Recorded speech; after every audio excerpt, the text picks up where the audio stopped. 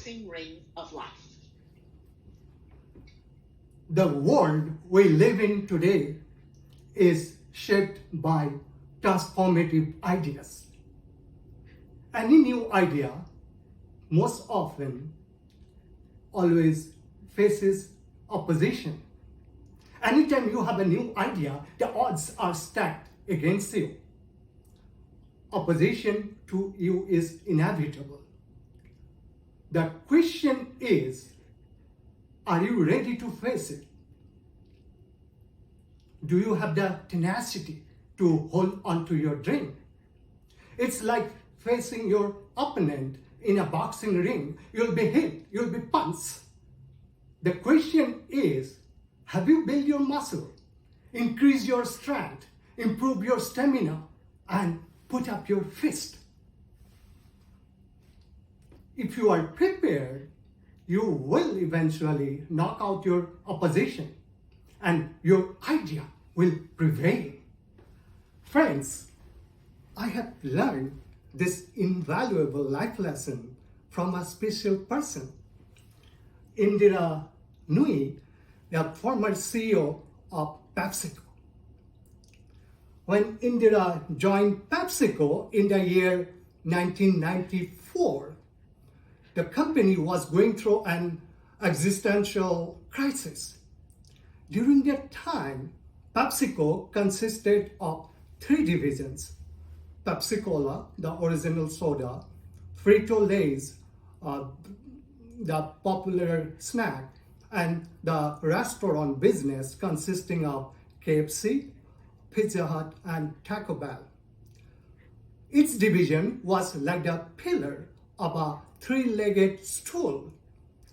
The third leg, the restaurant business, however, began to falter, causing the company to wobble as PepsiCo started missing profit estimates. Indra was given the task of the review of the restaurant business.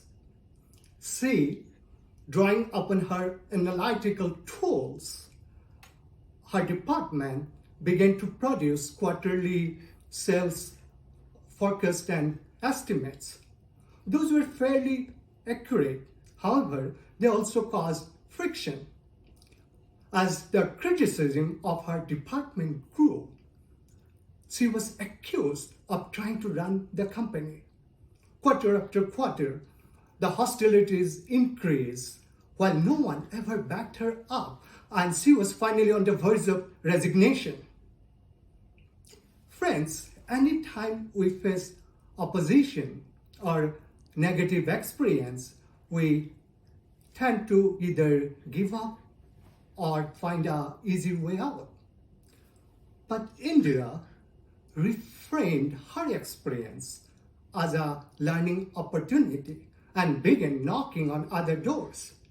She was savvy enough to realize that her analytical tools were not enough. She needed to hit the pavement to understand the restaurant business from the ground up. Thus, along with then CEO Roger Enrico, she began visiting the quick service restaurant. They would go to each restaurant, order something, take the food, take a look, taste a little bit, then go back to their car to the next one. During each visit, Indra would track the order time, waiting period, cleanliness, quality of the food, or any variables that might affect customers' experience. She soon realized that PepsiCo, which was essentially a food packaging industry, lacked the expertise to run a service business. She presented a strategic review of the restaurant business to the board. This division, the third leg of the 3-legged stool, was hemorrhaging money, and the only option was to cut it off. This time, the board backed her proposal. It was a pivotal moment for PepsiCo, as soon there was an improvement in company's cash flow and return on capital. It was also a victory for Indra, her determination, her will to persevere, and her ability to stay on course. Soon, she rocketed to be the CEO of PepsiCo. Friends, once you start taking action, you will see signs of progress. This fuels your confidence, and confidence is just like your muscle. In a boxing ring, the more you endure, the stronger you become. In the same way, your muscle will not get stronger unless you throw yourself in the ring. Your confidence will not grow unless you fight. After becoming the CEO of PepsiCo, Indira was ready to dream bigger, work harder, and confront the challenges to the humanity. PepsiCo was an iconic corporation, but it was also built on sugary drinks and potato chips. The salt, the sugar, the fat in their ingredients contributed to the scourge of obesity, hypertension, diabetes in the United States and increasingly in the rest of the world. Indira envisioned PepsiCo as a corporation of the 21st century, one that will take into the future, cutting off its old image and providing consumers alternate food choices, including sports drink, low-calorie pretzel, oatmeal, tea, and other products. Her pitch immediately resonated with the employees, including the millennials. However, the investors and the shareholders were not convinced. They will not accept anything that might affect PepsiCo's profitability. They wanted earning growth for today, not a new strategy for the future. A portfolio manager in Boston confronted her. "What do you think you are, Mother Teresa?" A few weeks later, in a hotel ballroom in Scottsdale, Arizona, Indra unveiled her vision for PepsiCo in the front of 400 top managers from around the world. She spoke for more than 1 hour, explaining how her plan was a new way of raising a corporation. In her memoir, My Life in Full, Work, Family, and Our Future, she tells her story growing up in India to her student life in the University of Yale, from the corporate world to her speech at Scottsdale, her hour of reckoning.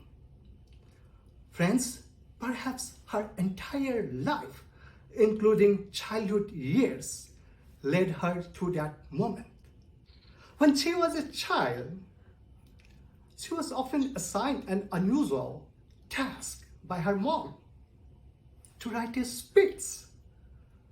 What would she do if she were the president or the prime minister? Little Indra would deliver a speech at the dinner table every night.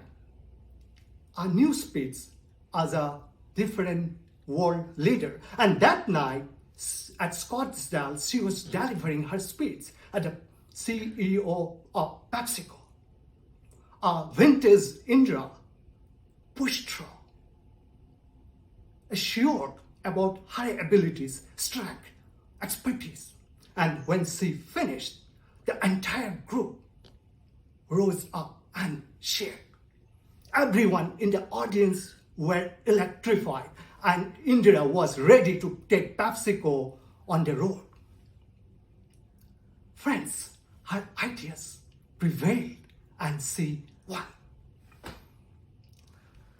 Friends, anytime you have a new idea, there is going to be pushback.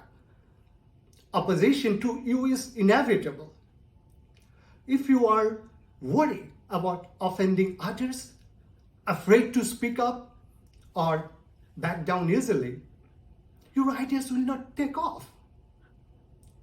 But if you have the conviction, ability to stay in course, and willing to persevere, nothing can stop you from reaching your ideas.